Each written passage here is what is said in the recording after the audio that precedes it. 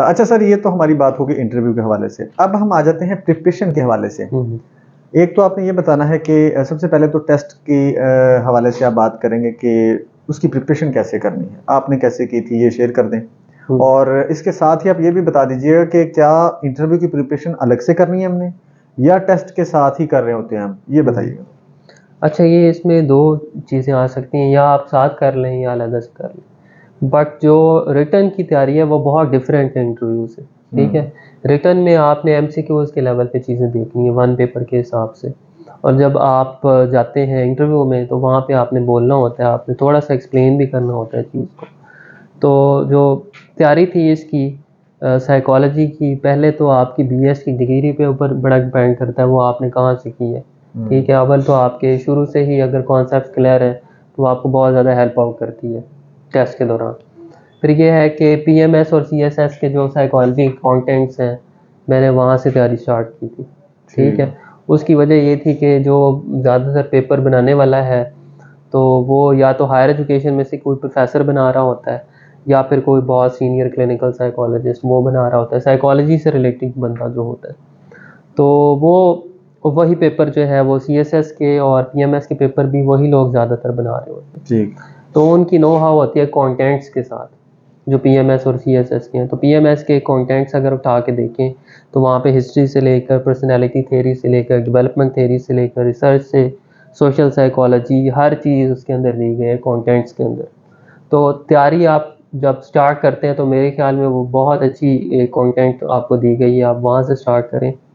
वहाँ से आप टॉपिक सबसे पहले अपने क्लियर करें और उसके बाद आप जो है वो अपनी तैयारी की तरफ आएँ, जो चीज़ें रह जाती हैं। ठीक है, उसमें पर बुक्स हैं डिफरेंट, जैसा कि मैंने जो तैयारी की थी वो इंट्रोडक्शन टू साइकोलॉजी की किताब थी, मार्था लैली की। ठीक है, उसने मार्था लैली, ठीक है, उसने डिफरेंट जो किताबें हैं उससे अडेप्ट किया हुआ है टेक्स्ट। ठीक है, उसके अलावा थीम्स एंड वेरिएशंस, ये किताब है इंट्रो की। जो चीज़ वहाँ से मिस हो गई थी मैंने वहाँ से तैयारी की। ठीक है, देन रिसर्च की किताब है शॉगनेसी की।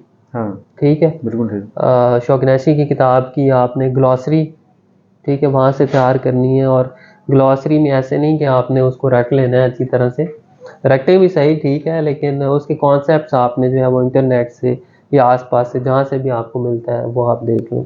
ठीक है, उसके अलावा स्टैट्स के जो कॉन्सेप्ट्स हैं वो इतने ज़्यादा नहीं आते, जो साइकोलॉजी से मिलते जुलते स्टैट्स के कॉन्सेप्ट होते हैं वो आते हैं।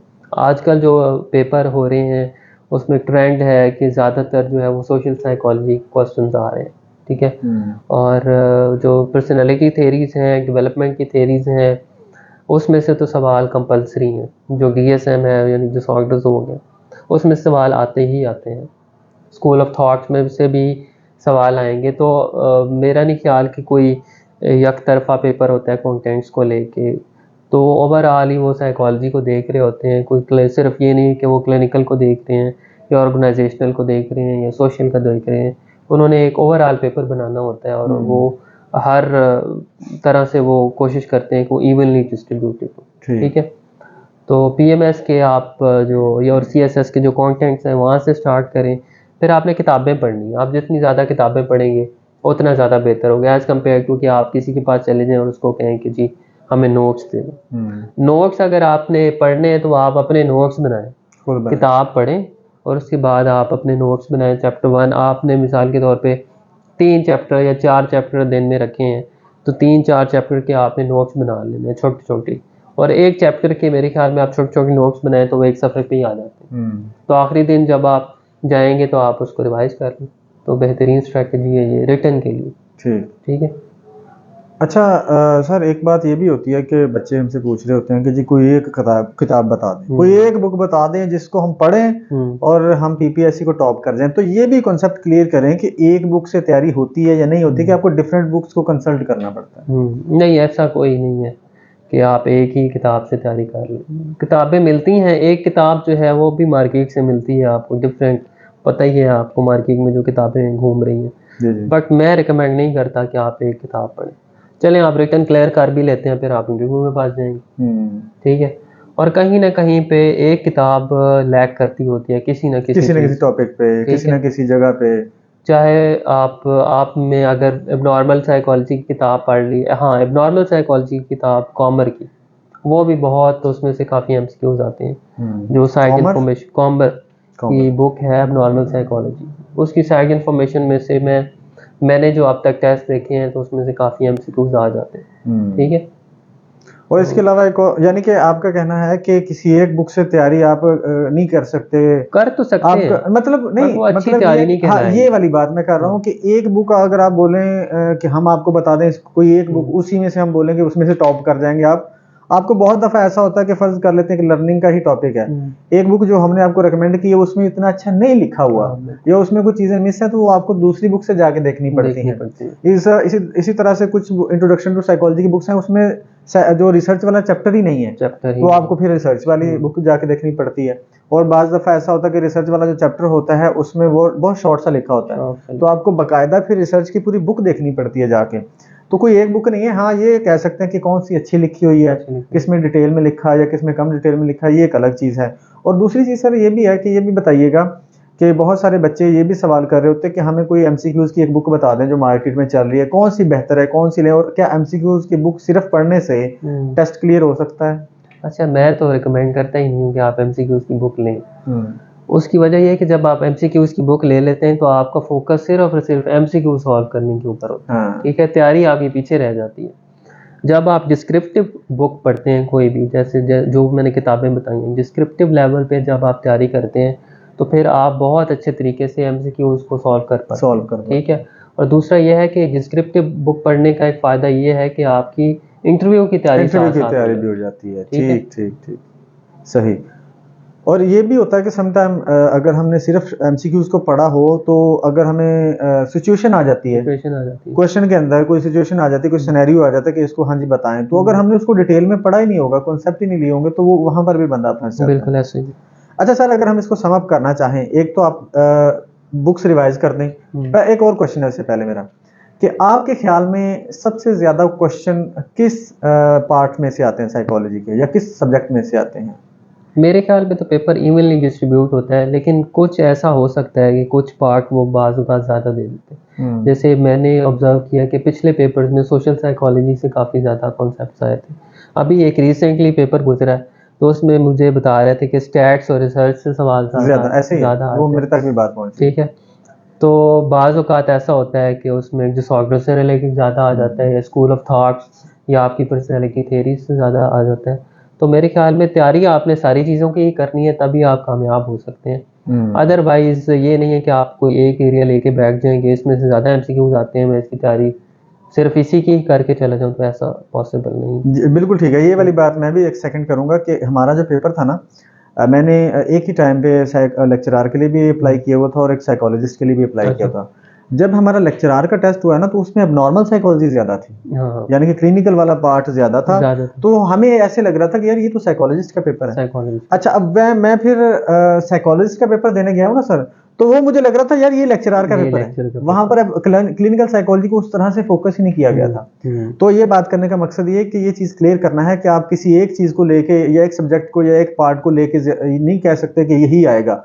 हो सकता है कि हम आपको सोशल साइकोलॉजी बोले, जैसे आप कह रहे हैं कि पिछला पेपर सोशल साइकोलॉजी ज्यादा था, लेकिन अगली दफा उसमें एबनॉर्मल साइकोलॉजी ज्यादा आई। तो कुछ कंफर्म नहीं है, कुछ नहीं कह सकते, आपको सारे सब्जेक्ट्स ही इक्वली करने पड़ते हैं। अच्छा सर, दो चीजें हैं लास्ट में, एक तो आप बुक्स रिवाइज कर दें जो आपके ख्याल में आपको लगती हैं बेहतर हैं, तो वो उनके नाम दोबारा से बता दें। एक तो सबसे पहले एबनॉर्मल साइकोलॉजी की किताब है कॉमर की, ठीक है, उसकी साइड इंफॉर्मेशन बहुत अच्छी है, उसमें से काफ़ी एमसीक्यूज आ जाते हैं, तो वो आपने पढ़ के जानी है। उसके बाद रिसर्च की जो बुक है शॉगनेसी की, अच्छा रिसर्च की बुक शॉगनेसी की इसलिए उसकी ग्लॉसरी में रिकमेंड करता हूँ कि उसमें टर्म्स हैं जो कि आम रूटीन में हम इस्तेमाल नहीं कर रहे होते, लेकिन वहाँ से आपको वो तैयार अच्छी हो जाती है।